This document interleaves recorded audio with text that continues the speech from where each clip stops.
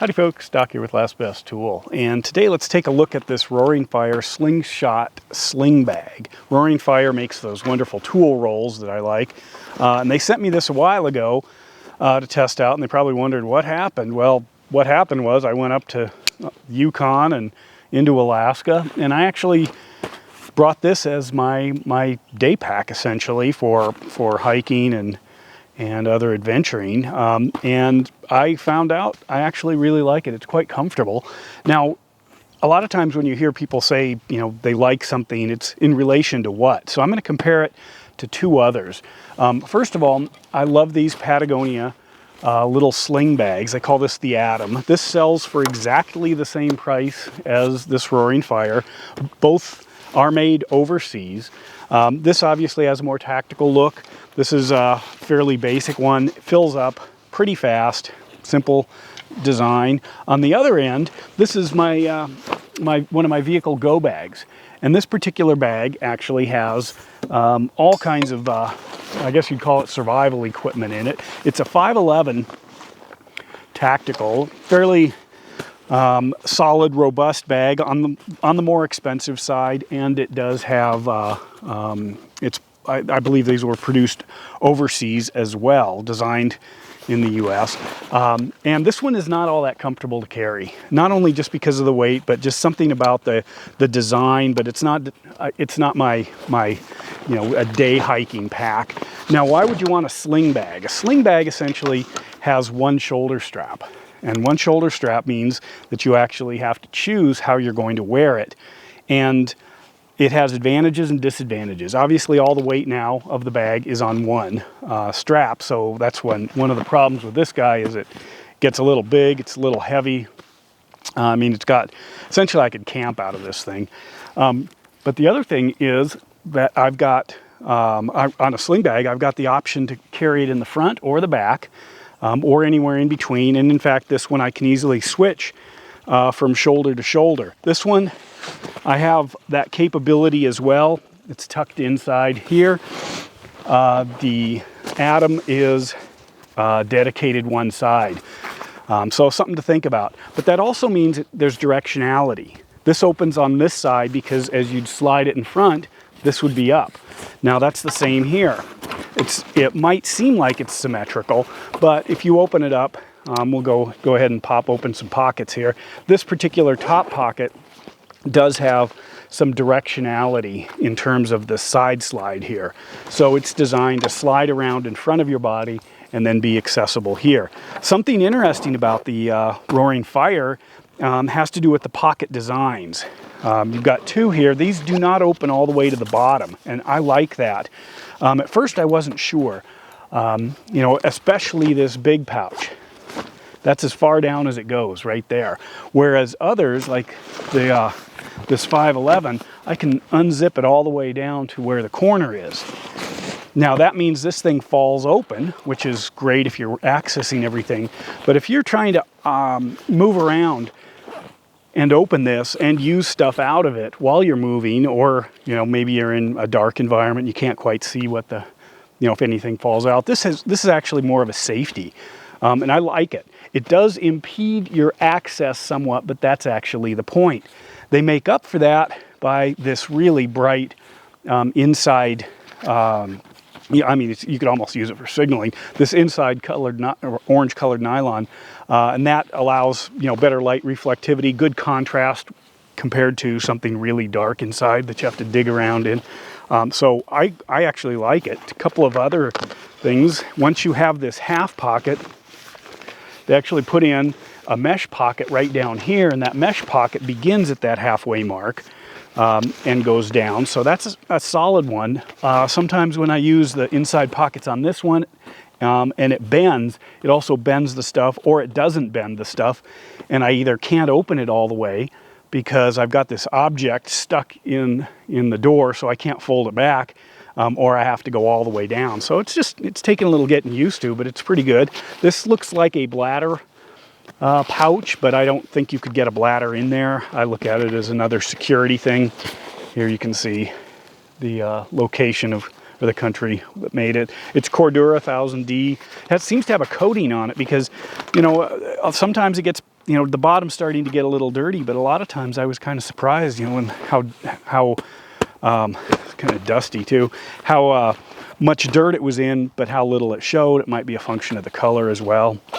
Again, bright insides, lots of moly if you want to attach other things to it, and Roaring Fire does also make different pouches. But let's take a look at one of the features I like. See this right here?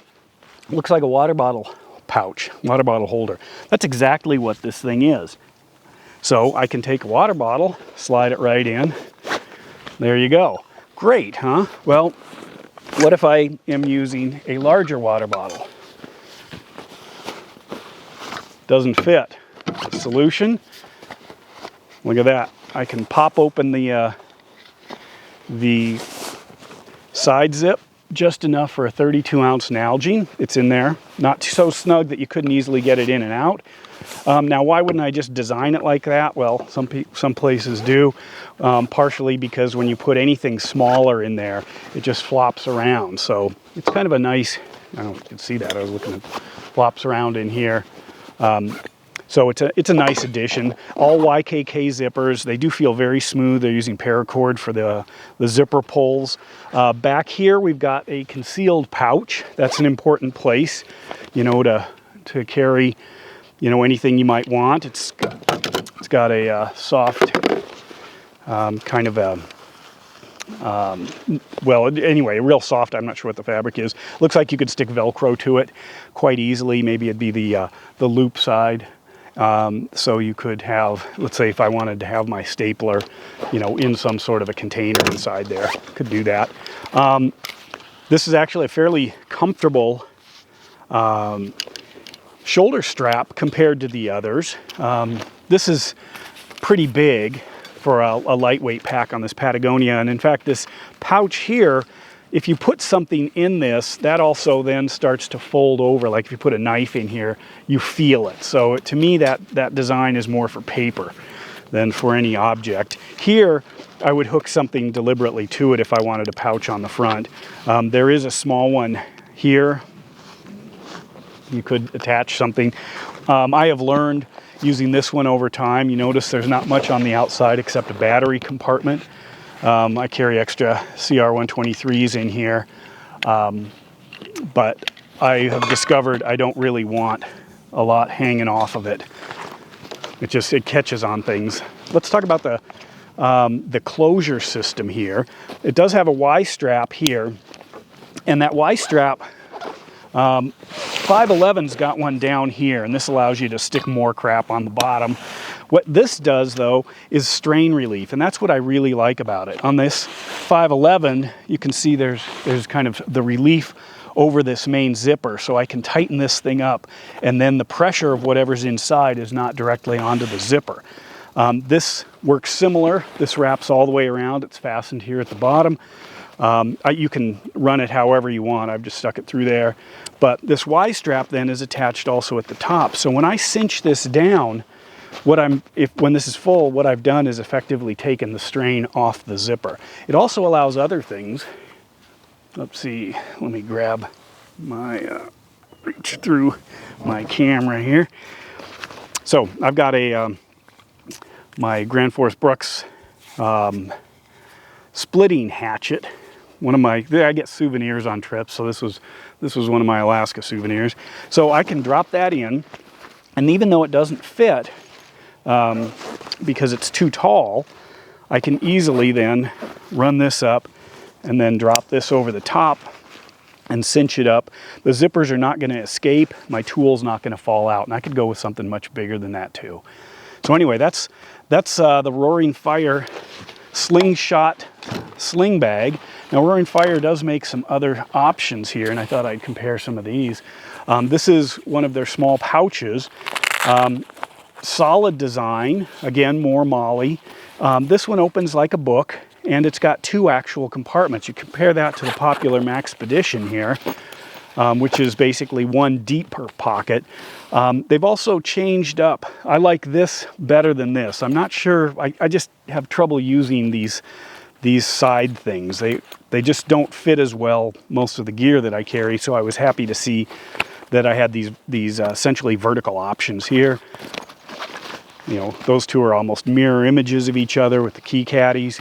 And then over here, got some side pockets and a zip pocket. Because of the double zippers that they run on this, you can actually safely use that. So anyway, that's pretty good. And then I might compare it to something like this. Here's another Maxpedition, a lightweight one, where you can see they're also exploring, trying to seal things in. So, you know, it's a wide open space trying to design these, but this is pretty solid. It's a good design, works well. This particular one has, as far as I can tell, the same 1000D fabric, and has plenty of application, both as a kind of an attachment onto an existing pack, or just as a carry, standalone, build your first aid kit or whatever. Anyway, with that, Doc out.